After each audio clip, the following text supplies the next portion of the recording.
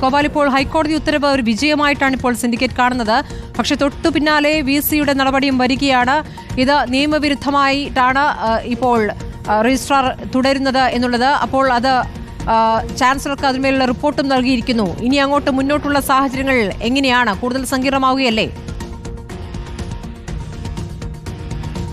ഒരു സംശയവും വേണ്ടതില്ല സ്മൃതി, കൂടുതൽ സങ്കീർണമാവുമെന്ന ആ കാര്യത്തിൽ ഒരു തർക്കവുമില്ല. കാരണം തന്നാലാവുന്നതെല്ലാം ഈ വിഷയത്തിൽ ചെയ്യുക എന്നതാണ് സിസ തോമസ് ഇപ്പോൾ എടുത്തിരിക്കുന്ന നിലപാട്. ഇന്ന് രാവിലെയാണ് രാജ്ഭവൻ എന്താണ് ഇന്നലത്തെ സിൻഡിക്കേറ്റ് യോഗത്തിൽ സംഭവിച്ചത് എന്നും VC പോയതിനു ശേഷം എങ്ങനെയാണ് ഈ സസ്പെൻഷൻ റദ്ദാക്കിയതടക്കമുള്ള സുപ്രധാന തീരുമാനങ്ങൾ എടുത്തതെന്നും അടക്കമുള്ള എല്ലാ കാര്യങ്ങളും ഉൾപ്പെടുത്തിക്കൊണ്ട് വൈസ് ചാൻസലറോട് ഗവർണർ റിപ്പോർട്ട് തേടി. ആ റിപ്പോർട്ടിലുള്ള മറുപടിയായിട്ടാണ് VC സിസ തോമസ്, താൽക്കാലിക ചുമതല വഹിക്കുന്ന VC സിസ തോമസ് മറുപടി റിപ്പോർട്ട് നൽകിയിരിക്കുന്നത്. ഇതിൽ പറയുന്നത് രജിസ്ട്രാർ KS അനിൽകുമാറിന്റെ സസ്പെൻഷൻ റദ്ദാക്കിയ നടപടി നിയമവിരുദ്ധമാണ് എന്നും സിൻഡിക്കേറ്റ് തീരുമാനത്തിന് നിയമ സാധുതയില്ല എന്നുമാണ്. താൻ യോഗം പിരിച്ചുവിട്ടു എന്ന് അറിയിച്ചതാണ്. അതിനുശേഷം എല്ലാ നടപടിക്രമങ്ങളും പൂർത്തിയാക്കിയതിനു ശേഷമാണ് താൻ ഹാളിൽ നിന്ന് പുറത്തിറങ്ങിയത്. എന്നാൽ അതിനെ വകവയ്ക്കാതെ ഒരു മുതിർന്ന അംഗത്തെ ചെയർപേഴ്സണായി നിയമിച്ചുകൊണ്ട് അവിടെ ബാക്കി നടപടിക്രമങ്ങൾ പൂർത്തിയാക്കുകയായിരുന്നു. അതേസമയം തന്നെ താൽക്കാലിക ചുമതല നൽകിയ രജിസ്ട്രാർ P ഹരികുമാർ, അദ്ദേഹത്തിനായിരുന്നു അന്ന്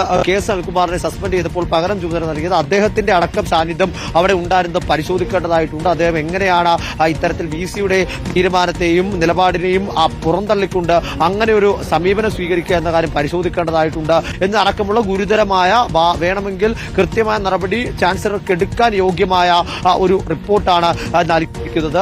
ഇതിൽ ചാൻസലർ എന്ത് നിലപാട് സ്വീകരിക്കുമെന്നത് ഏറെ നിർണായകമാണ്. കാരണം ഇതേപോലൊരു റിപ്പോർട്ട് നേരത്തെ മോഹനൻ കുന്നുമ്മൽ നൽകിയതാണ്. ഡോക്ടർ KS അനിൽകുമാറിന്റെ സസ്പെൻഷൻ കലാശിച്ചതും ഇപ്പോൾ ഇത്ര വലിയ നിയമക്കുരുക്കിലും സങ്കീർണതകളിലേക്കും കാര്യങ്ങളെ കൊണ്ടെത്തിച്ചിരിക്കുന്നത്. അതുകൊണ്ട് തന്നെ സിസ തോമസിന്റെ റിപ്പോർട്ടിന്മേൽ എന്താകും ചാൻസലറുടെ മറുപടി, എന്താകും ചാൻസലർ എടുക്കാൻ നടപടി എന്ന കാര്യം നമുക്ക് വരുന്ന മണിക്കൂർ കണ്ടറിയാം. അത് ഒട്ടും വൈകേണ്ടതില്ല. ഇന്നോ അല്ലെങ്കിൽ നാളെയോ കൊണ്ട് തന്നെ ഈ വിഷയത്തിൽ ചാൻസലറുടെ നിലപാട് നമുക്ക് മനസ്സിലാക്കാൻ സാധിക്കും. മറുവശത്ത് ഹൈക്കോടതിയുടെ നിലപാടിനെ അങ്ങേയറ്റം സ്വാഗതം ചെയ്യുകയാണ് ഇടത് സിൻഡിക്കേറ്റ് അംഗങ്ങൾ.